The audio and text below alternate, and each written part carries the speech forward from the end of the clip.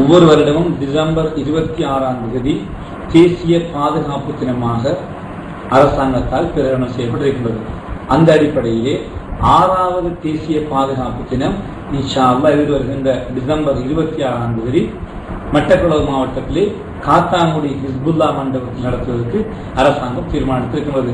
பாதுகாப்பு அமைச்சும் அனர்த்த நிவாரண சேவைகள் அமைச்சும் இணைந்து இந்த தீர்மானத்தை எடுத்திருக்கிறது. இந்த நிகழ்விலே எமது நாட்டின் மேன்மிகு ஜனாதிபதி மஹிந்த ராஜபக்ச அவர்கள் பிரதம அதிதியாக கலந்து கொள்ள இருக்கின்றார்கள். இது நாட்டு மக்கள் அனர்த்தங்களிலே இறந்த மக்களுக்கும் அவர்களுக்கு நினைவு கூறுவதோடு அனர்த்தங்களிலே இருந்த நாட்டு மக்களை பாதுகாப்பது தொடர்பாக ஒவ்வொரு வருடமும் அந்த மக்களுக்கு அறிவுரை ஊட்டுவதற்காகத்தான் இந்த தேசிய பாதுகாப்பு தினம் தேசிய மட்டத்திலே கொண்டாடப்படுகிறது.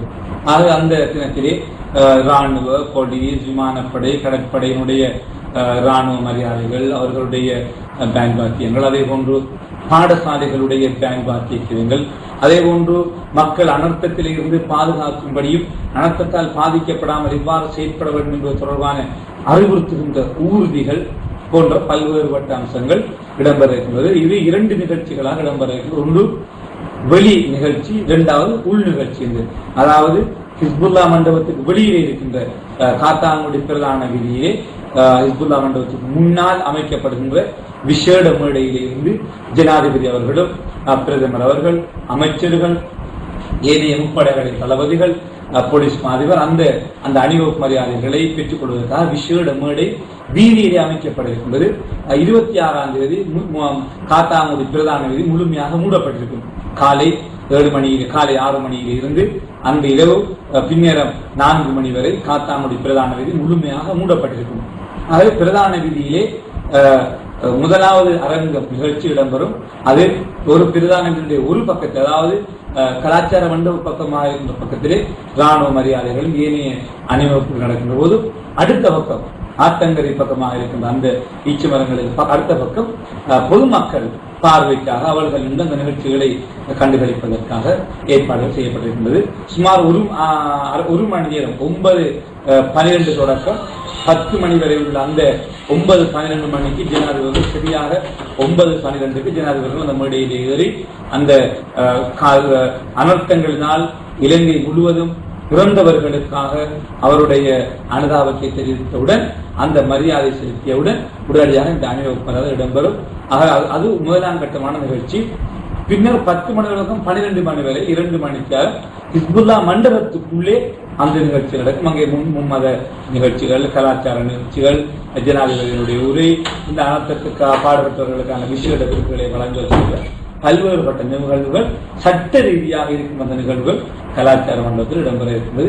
இதற்கான ஏற்பாடுகளை பாதுகாப்பு அமைச்சு, அனர்த்த நிவாரண சேவைகள் அமைச்சு, மட்டக்களப்பு அரசாங்க அதிபர், அனர்த்த நிவாரண சேவைகள் நிலையம் இணைந்து இதற்கான பணிகளை கொண்டிருக்கிறார்கள். காத்தாங்குடி பிரதேச செயலாளர், மட்டக்களப்பு மாநகர முதல்வர், காத்தாங்குடி நகர முதல்வர், மட்டக்களப்பு திணைக்களங்களின் தலைவர்களை உள்ளடக்கிய பல குழுக்கள் இதற்கு நியமிக்கப்பட்டிருக்கின்றது. நானும் இவற்றை ஒரு இணைப்பாளராக இருந்து இவற்றை செய்து கொண்டிருக்கிறோம். அதே நேரம் இதனை முன்னிட்டு நாங்கள் எதிர்கின்ற 16ஆம் தொடக்கம் கலாச்சார மண்டபம் மூடப்பட்டிருக்கும்.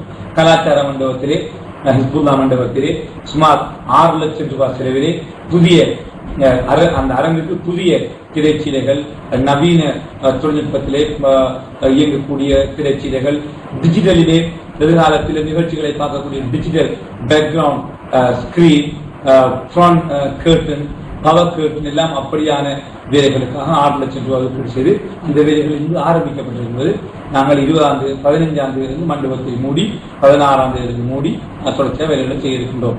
மேலதிகமாக மண்டபத்திற்குள்ளே மேடைக்கான விசேட லைட் வசதிகள் செய்வதற்காகவும் ப்ரொஜெக்டர்கள், மல்டி மீடியா 3D அமைப்பிலான புதிய தொழில்நுட்பங்களை பயன்படுத்துகிற 3D அமைப்பிலான மல்டி மீடியா ப்ரொஜெக்டர்கள் அங்கே கூட்டப்படுகிறது. அதுக்காக சுமார் 7 லட்சம் ரூபாயை நாங்கள் ஒதுக்கீடு செய்திருக்கின்றோம்.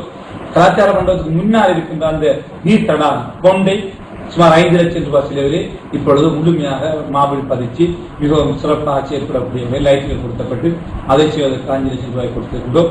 அதே போன்று மண்டபத்தை சீர் செய்து பெயிண்ட் அடித்து இருக்கின்ற திருத்த வேலைகளுக்கு மேலதிகமாக நாங்கள் 4 லட்சம் ரூபாய் கொடுத்திருக்கின்றோம்.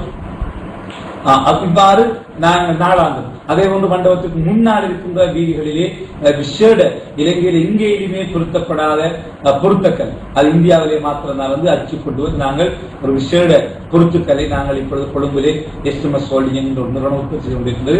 நாங்கள் எதிர்கின்ற 16 தொடக்கம் அது பிரதான வீதியில் இருக்கின்ற சென்ற மீடியா நடுவில் இருக்கின்ற பிரதேசங்களுக்கு அது செய்யப்படுகின்றது. பிரதான வீதியில் இருக்கின்ற எல்லா சக்திகளுக்கும் மரங்கள் வைப்பதற்கு, போக்கன் விழாற்றி மரம் வைப்பதற்கு, இக்ஸோரா மரங்கள் வைப்பதற்கு, அதுகள் அளவுபடுத்துவதற்கு, பெயிண்ட் அடிப்பதற்கு விசேட குழு நியமிக்கப்பட்டிருக்கின்றது. அதே போன்று வித்தைப்பள்ளி வாசலுக்கு முன்னால் கட்டப்பட்டிருக்கின்ற அந்த வித்தைப்பள்ளிக்கான தோரணம், அந்த நுழைவாய் இன்றும் 10 லட்சம் ரூபாய் கொடுத்திருக்கின்றோம். முடியுமான வரையில் அதை உயர்த்தி ஓரளவு கட்டுவதற்காக. அதே போன்று பிரதான வீதியிலே கூட்டப்பட வேண்டிய மின்விளக்குகள், பப்ளிக் சிஸ்டம், அதாவது ஒளிபெருக்கி சாதனங்களை வச்சு எல்லாம் உடனடியாக பொருத்துவதற்கான பணிகளை ஆரம்பித்தது. இவ்வாறு இந்த அபிவிருத்தி பணிகளையும் ஒன்று சேர்த்து முடக்கி நாங்கள் மிக விரைவாக இந்த பணிகளை செய்ய இருக்கின்றோம். இது காலை 9 மணி தொடக்கம் 12 மணி வரை இலங்கை ரூபானி கூட்டுத்தாபனமும் இலங்கை சுயாதீன ஒலிபரப்பு நிலையமும் ITN நிறுவனமும் லைவ் நேரடி ஒலிபரப்பு செய்ய இந்த நிகழ்ச்சிகளை செய்ய இருக்கின்றார்கள். 3 மணி நேரம் அந்த 2 நிறுவனங்களும் இந்த முழு நிகழ்ச்சிகளை நாடு முழுவதும் நேரடியாக ஒலிபரப்பு செய்ய இருக்கின்றார்கள். கொழும்பில் இருக்கின்ற எல்லா ஊடகவியலாளர்களும் இதற்காக இந்த நிகழ்ச்சிகளை கவனிக்க அதற்கான விஷயோட ஒழுங்குகள், அதற்கான மின்சார வசதிகள் தான் இலங்கை மின்சார மேற்கொண்டிருக்கின்றது. இவ்வாறு ஒவ்வொரு நிறுவனத்திற்கு பொறுப்புகள் கொடுக்கப்பட்டிருக்கின்றது. இதை நான் கோஆர்டினேட் பண்ணி நாங்கள் செய்து கொண்டிருக்கின்றோம்.